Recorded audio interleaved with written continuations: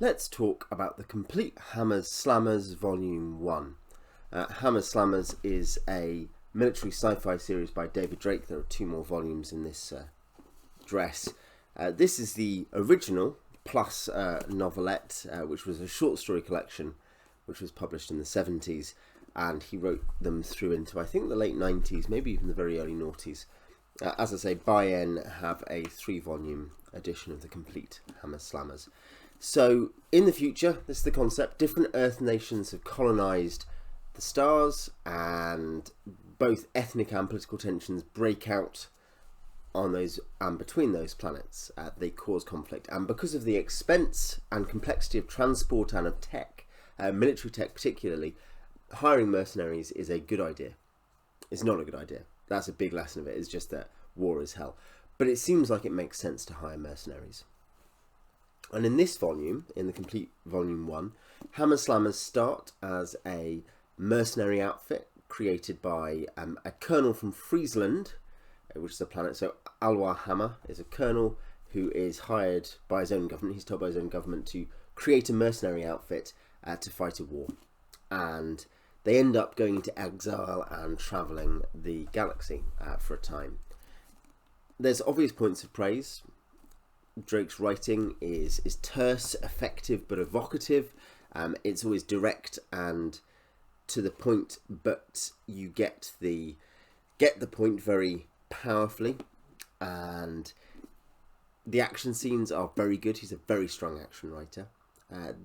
Some of the best. His recurring characters, or his main cast, or whatever you want to call them, are drawn very well. Their characters, like Colonel Hammer himself, is very good. He's ruthless but honourable, and that archetype is done very well.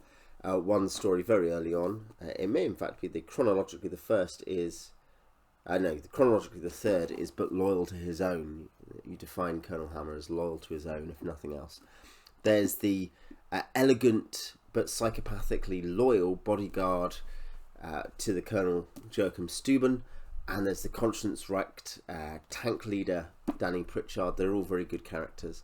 And there's other recurring characters too. It lists a bunch of recurring characters on the edition I first read.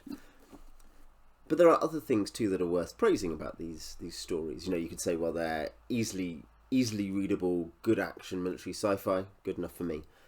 But in this first volume, for instance, there are short articles interspersed between the short stories in this one about the setting, explaining how it works. E.g. there is the Church of the Lord's Universe, talking about the major religion. There's power guns and super tanks. Those are two different articles about the big tech. The Bonding Authority, the Earth-based mercenary guild, which ensures that contracts are paid and that fees can be chased down by organisations if they're not paid, if they're defaulted upon. Drake also often draws his situations and ideas from classical literature. In another series of his, the RNC series, he actually, in the prologues of those, or prefaces, says what stories he's basing them on. But he takes a situation from myth or legend or military history, he gives it a spin and he puts it into this story. And that often gives them depth. For instance, the first written Hammers story, Slammers story, was The Butcher's Bill, which stars Danny commanding tanks who are attacking enemy mercenaries who are holed up in kind of a beautiful alien artifact. Aliens appear very rarely, but here's this beautiful alien artifact that is going to get wrecked. And this was inspired by Drake's own experience in Vietnam with the 11th Armoured Cavalry going to the Cambodian town of Shnuol and the chaos that happened there. Later stories, for instance, in The Soldier and the Warrior, that is a later novella. Volumes 2 and 3 are made up of novellas and short novels. The Soldier and the Warrior is based on the Iliad, on Achilles and Hector. The series as a whole is pretty clearly, I think, influenced by Xenophon's Anabasis, where the Greek philosopher Xenophon was a soldier with some mercenaries for a Persian claimant to the throne who ended up being sacked and had to march across Asia and what's now Turkey and into Europe and all the way down to Greece to get home.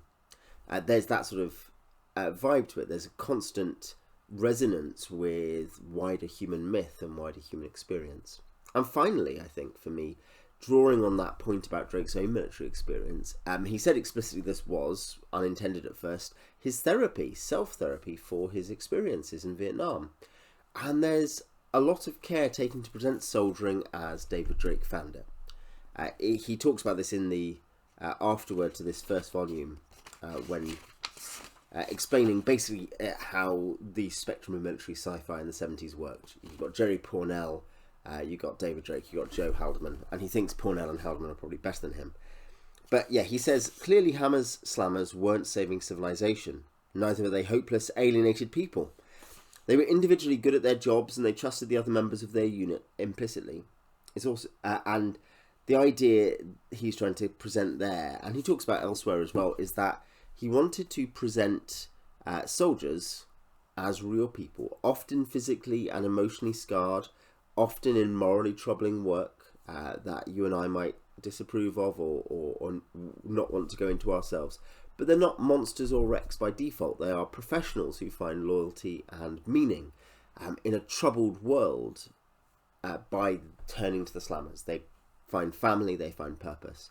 That's a common theme. In the midst of these fairly harrowing stories, there's a constant theme of found family. And he doesn't gloss over the horror of war to valorize the genuine found family he found in the military. It's available now, as I say, as 3 collected volumes. This is short stories with the non-fiction articles. Volumes 2 and 3 are novels and novellas, and they're all worth reading. The novels and novellas do include some very good stuff as well. I might talk about them sometime.